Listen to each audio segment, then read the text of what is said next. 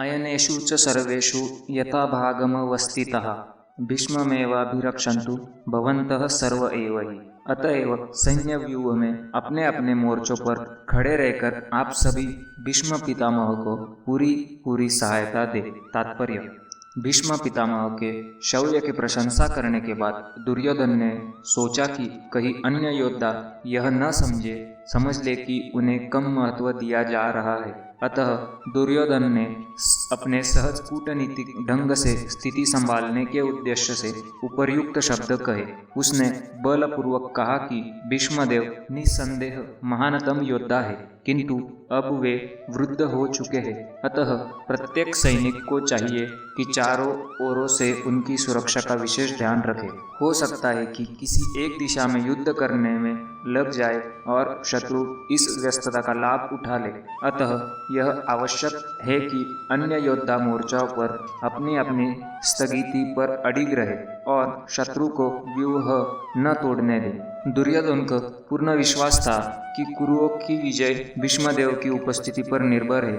उसे युद्ध में भीष्मदेव तथा द्रोणाचार्य के पूर्ण सहयोग की आशा थी, क्योंकि वह अच्छी तरह जानता था कि उन दोनों में से उस समय एक शब्द भी नहीं कहा था जब अर्जुन की पत्नी द्रौपदी को असहायावस्था में भरी सभा में नग्न किया जा रहा था, और जब उसने उनसे न्याय की भीख मांगी थी। वह जानते हुए भी इन दोनों सेनापतियों के मन में पांडवों के लिए स्नेह था।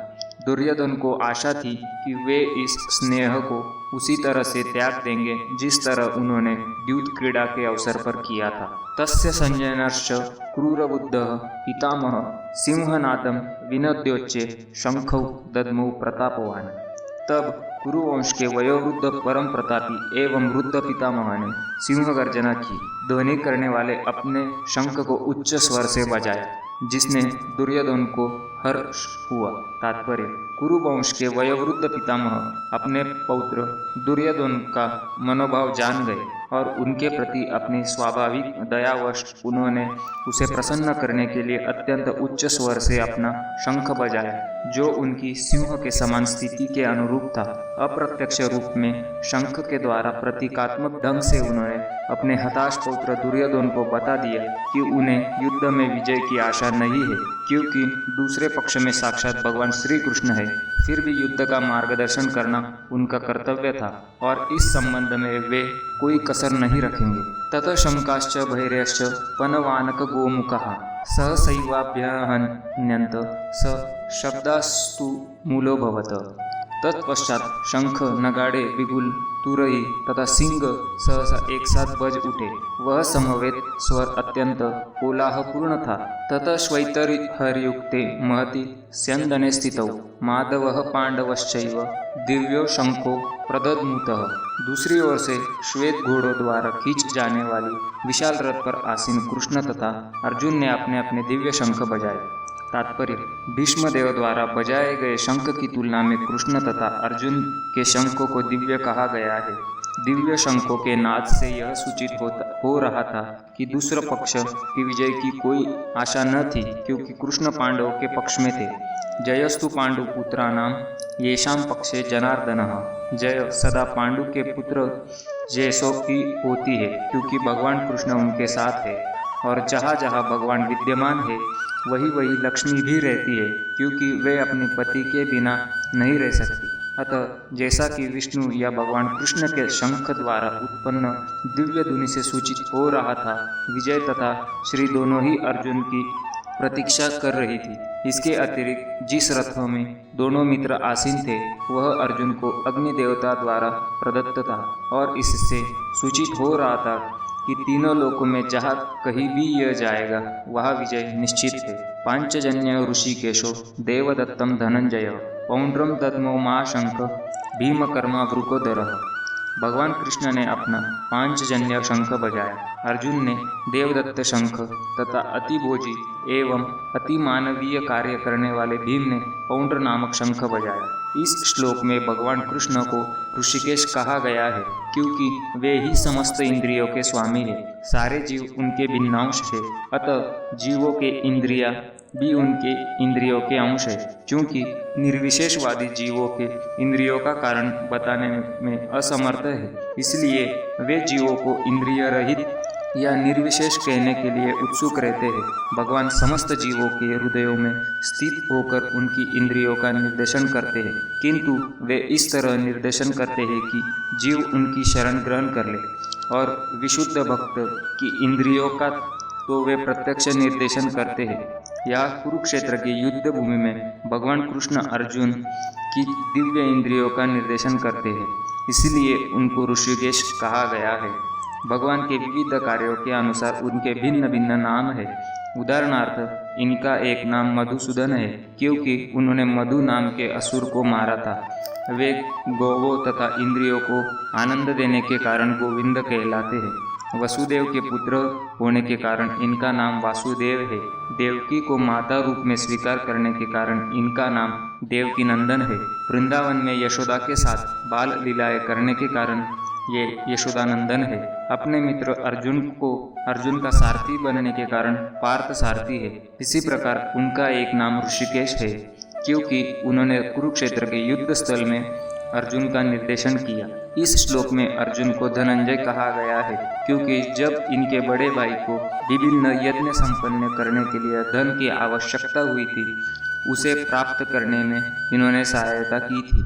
इसी प्रकार भीम रुकदर कहलाते हैं क्योंकि जैसे वे अधिक खाते हैं उसी प्रकार वे अति मानवीय कार्य करने वाले हैं, जैसे हिडिंबासुर का वध। अतः पांडवों के पक्ष में श्री कृष्ण इत्यादि विभिन्न व्यक्तियों द्वारा विशेष प्रकार के शंखों को बजाया जाना युद्ध करने वाले सैनिकों के लिए अत्यंत प्रेरणाप्रद था। विपक्ष में ऐसा कुछ न था। न तो परम निदेशक भगवान कृष्ण थे, न ही भाग्य की देवी श्री लक्ष्मी थी। अतः युद्ध में उनकी पराजय पूर्व निश्चित थी। शंखों के ध्वनि मानो यही संदेश दे रही थी। अनंत विजयम राजा कुंती पुत्रो युधिष्ठिरः नकुलः सह देवश्च सुघोषमणिपुष्पकौ काश्चश्च परमेश्वासः शिखण्डी च महारथः धृष्टद्युम्नो विराटश्च सात्यकिश्चापराजितः द्रुपदो द्रौपदेयाश्च सर्वशः पृथिवीपते सौभद्रश्च महाबाहु शंखानद्मु पृथक पृथक। हे राजन, कुंती पुत्र राजा युधिष्ठिर ने अपना अनंत विजय नामक शंख बजाया तथा नकुल और सहदेव ने सुघोष एवं मणिपुष्पक शंख बजाए। महान धनुर्धर काशीराज, परम योद्धा शिखंडी, धृष्टद्युम्न, विराट, अजय सात्विकी, द्रुपद, द्रौपदी के पुत्र तथा सुभद्रा के महाबाहु पुत्र आदि सभी ने अपने अपने शंख बजाए। तात्पर्य: संजय ने राजा धृतराष्ट्र को अत्यंत चतुराई से यह बताया कि पांडु के पुत्र को धोखा देने तथा राज्य सिंहासन पर अपने पुत्र को आसीन कराने का अविवेकपूर्ण नीति श्लाघनीय नहीं थी। लक्षणों से पहले से ही यह सूचित हो रहा था कि इस महायुद्ध में सारा कुरुवंश मारा जाएगा। भीष्म पितामह से लेकर अभिमन्यु तथा अन्य पौत्रों तक विश्व के अनेक देशों के राजाओं समेत उपस्थित सारे के सारे लोगों का विनाश निश्चित था।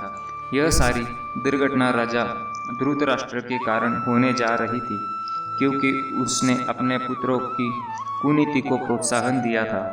सघोषो धार्तराष्ट्राणां हृदयानि व्यदारयत नभश्च पृथिवीं चैव तुमुलो भेनुनादयन।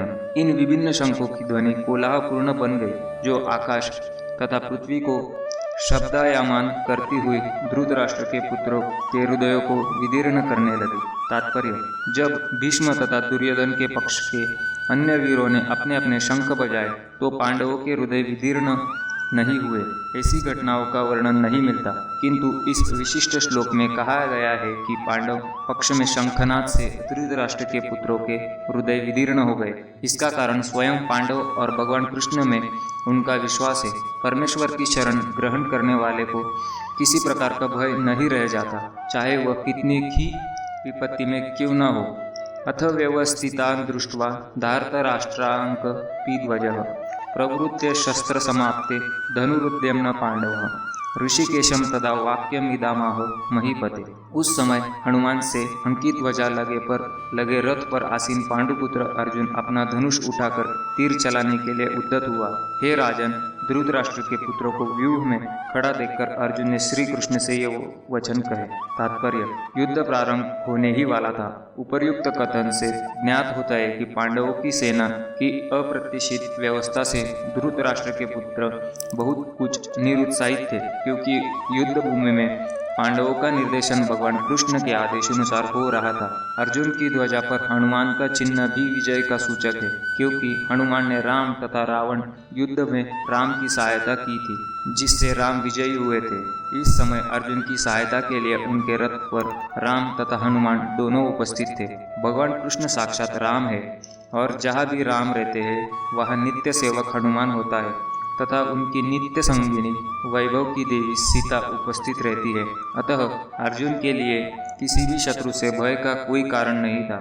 इससे 20 अधिक इंद्रियों के स्वामी भगवान कृष्ण निर्देश देने के लिए साक्षात उपस्थित थे।